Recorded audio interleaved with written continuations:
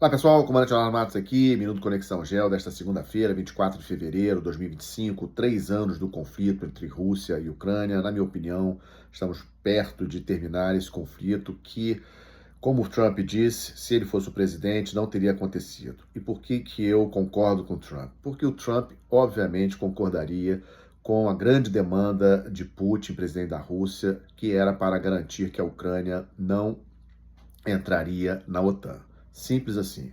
Novembro de 2021, as tropas russas, cerca de 100 mil militares russos, foram para a fronteira com a Ucrânia para dar uma mensagem final aos Estados Unidos, na época governado pelo presidente Biden, para forçar os Estados Unidos e os demais países da OTAN a aceitar essa demanda do Putin para garantir que a Ucrânia não entrasse para a OTAN. Naquela época, naquele momento, aqueles de vocês que me acompanham já há mais tempo no Conexão Gel devem lembrar que eu disse que a Rússia não invadiria a Ucrânia porque seria muito ruim para a Rússia. E eu sigo afirmando 3 anos depois que foi muito ruim para a Rússia. Mas voltando para aquele momento, em novembro de 2021, Biden não aceitou a pressão de Putin, manteve a posição dos Estados Unidos de aceitar ou de prosseguir, digamos assim, no caminho para a Ucrânia entrar para a OTAN. E no dia 6 de fevereiro, importante essa data, 6 de fevereiro, o Putin viajou para a China para se encontrar com Xi Jinping, porque ele sabia que quando invadisse a Ucrânia, ele teria que ter o apoio econômico da China, porque muitas sanções econômicas seriam impostas à Rússia, como nós vimos que aconteceu. A única coisa que o Xi Jinping deve ter pedido para ele, obviamente nós só saberemos disso daqui a muitos anos nos livros de história, para que ele somente iniciasse o conflito depois do término das Olimpíadas de Inverno que estavam acontecendo lá na China, um grande evento, um evento que a China estava em evidência. As Olimpíadas de Inverno lá na China terminaram no dia 20 de fevereiro e Putin invadiu a Ucrânia no dia 24. E aí tem uma outra questão importante. Vocês devem lembrar daquele momento. Muitos analistas, muitos dirigentes de países afirmaram naquele momento, dia 24, 25, nos primeiros dias do conflito, que a Rússia rapidamente chegaria a Kiev, capital da Ucrânia, derrubaria o governo de Zelensky e colocaria lá na posição como presidente da Ucrânia algum presidente pró-Rússia. Isso era o que a grande maioria das pessoas imaginava, porque havia a percepção de que as forças armadas russas eram mais poderosas do que, na verdade, elas eram. E aí temos uma questão muito importante, né? A questão da percepção de poder. A percepção de poder que nós tínhamos em relação à Rússia era de um país militarmente muito forte, que rapidamente iria vencer a Ucrânia. Tanto é que vários países ofereceram para Zelensky sair de Kiev, levar o governo dele para fora da Ucrânia, porque esperavam realmente que a Rússia conseguisse atingir um dos seus objetivos, que era dominar ou conquistar a capital do país, Kiev. Pois bem, isso não aconteceu, e aí o desenrolar da guerra vocês todos acompanharam. O momento atual, cerca de 20% do território ucraniano é dominado pela Rússia. Mesmo assim, a Rússia continua avançando a leste da Ucrânia, mas muito pouco.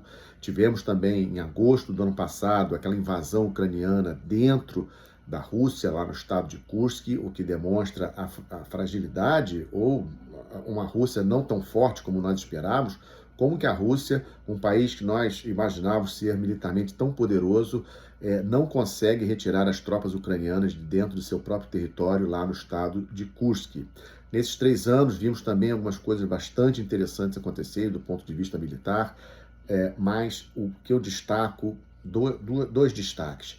Primeiro, que um país que não tem marinha, como era o caso da Ucrânia, praticamente uma marinha muito pequena, ela tem seus portos facilmente bloqueados por uma marinha maior. Foi isso que nós vimos ali nos primeiros meses do conflito. A Rússia, no Mar Negro, tem uma marinha muito mais forte do que a ucraniana, bloqueou os portos ucranianos, estrangulando ali as exportações da Ucrânia, a maneira da Ucrânia comercializar com os outros países. Mas isso foi nos primeiros meses do conflito.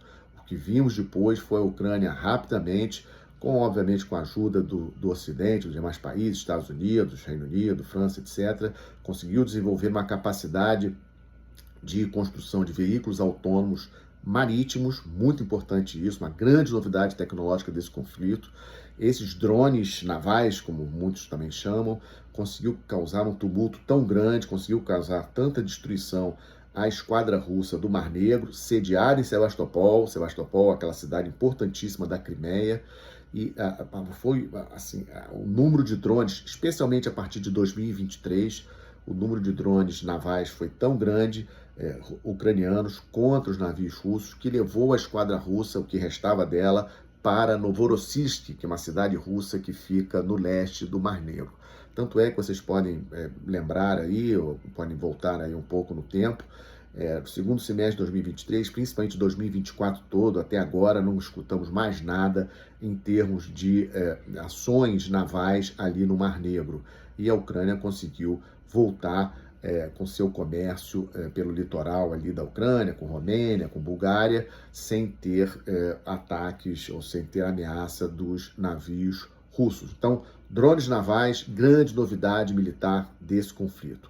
Temos outras questões importantes também, a volta do uso de minas terrestres, de minas navais. Minas navais também foram utilizadas no início do conflito pela Ucrânia para tentar evitar que a Rússia pudesse fazer operações anfíbias no litoral ali da Ucrânia, perto do porto de Odessa. Então, minas navais, muita gente achava que as minas navais não seriam mais importantes, foram utilizadas. Minas terrestres, estima-se aí que existe uma quantidade infinita de minas terrestres distribuídas aí na linha de fronteira entre Rússia e Ucrânia. Vai demorar muitos e muitos anos para desminar toda essa região entre Rússia e Ucrânia. Questão das sanções econômicas, um outro dado importante desse conflito, vimos que sanções econômicas contra países como a Rússia, que possuem reservas de minerais, commodities tão importantes como é o caso do petróleo, como é o caso do gás, como o caso de vários minérios, também a questão dos alimentos,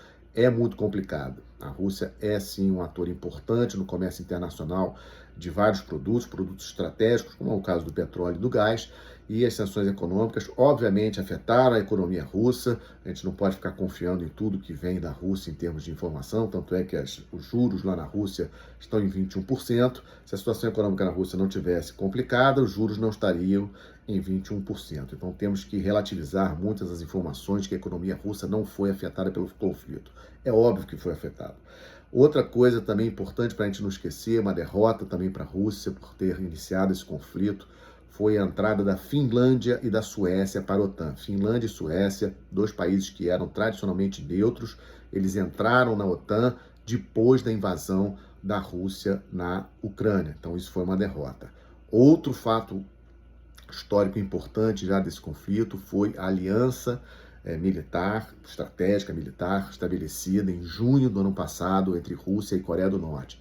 Coreia do Norte é um país nuclear, a Coreia do Norte já estava fornecendo munição para ajudar os esforços de guerra da Rússia e, como sabemos, também acabou fornecendo até militares norte-coreanos para lutar ao lado dos russos naquela região ali do estado de Kursk, que foi invadido pela Ucrânia em agosto do ano passado, e como nós estamos vendo, aparentemente um fracasso também do emprego desses militares norte-coreanos ali, logicamente uma grande dificuldade de coordenação com as forças russas na ação ali contra os ucranianos, porque até o momento, como eu já disse, os russos não conseguiram expulsar os ucranianos de seu próprio território.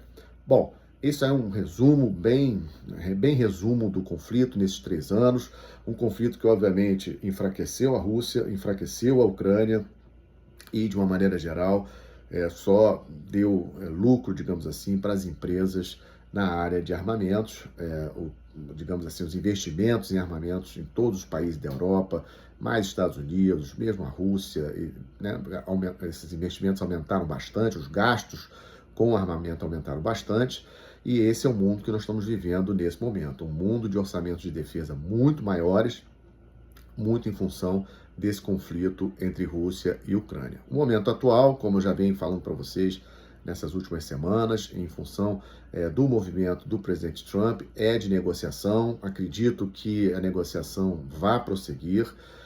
Trump poderia ter feito um pouco diferente no início dessa negociação. ou seja, trazendo algum representante da Europa também para a mesa de negociações, só para evitar esse desgaste que ele teve aí no final de semana, semana passada. Vocês lembram que a reunião lá na Arábia Saudita, na terça-feira da semana passada, não tinha representantes europeus, não tinha representantes da Ucrânia, somente Estados Unidos e a Rússia do outro lado. Mas hoje, segunda-feira, o presidente Macron da França esteve, aliás, ele está com o presidente Trump nesse momento, e pela entrevista coletiva dos dois, se entenderam bem, fizeram a reunião por videoconferência com os demais líderes do G7, aquele grupo dos 7 países mais ricos do mundo, e acredito, pela entrevista coletiva, que as coisas estão avançando bem. Inclusive, o próprio Trump disse que o Zelensky deve vir aos Estados Unidos para assinar um acordo com aquela questão das terras raras, de acesso aos Estados Unidos aos minerais estratégicos lá da Ucrânia. A coisa está avançando sim, e acredito que teremos um cessar-fogo entre Rússia e Ucrânia nas próximas semanas, ou no máximo nos próximos meses. A força de paz que vai ser estabelecida para garantir a proteção da Ucrânia deve também ter elementos de forças armadas europeias. A Rússia não queria isso, o Putin disse que não queria isso, mas acredito que pelas palavras do Trump hoje, o Putin vai ceder nessa questão e ter as forças de paz que será estabelecida dentro do território ucraniano para garantir a defesa da Ucrânia, terá sim elementos de exércitos de países europeus. Então, é mais ou menos isso. 3 anos de conflito, já está realmente na hora de acabar. Como eu já falei para vocês, na minha entrevista também no WW na semana passada, da CNN, eu afirmei isso. A grande estratégia dos Estados Unidos é se manter na primeira posição, e o seu real grande inimigo para isso é a China. Os Estados Unidos precisam terminar esse conflito Rússia e Ucrânia, tentar lentamente trazer novamente a Rússia para o lado do Ocidente, para poder focar no seu real inimigo, como eu falei, que é a China.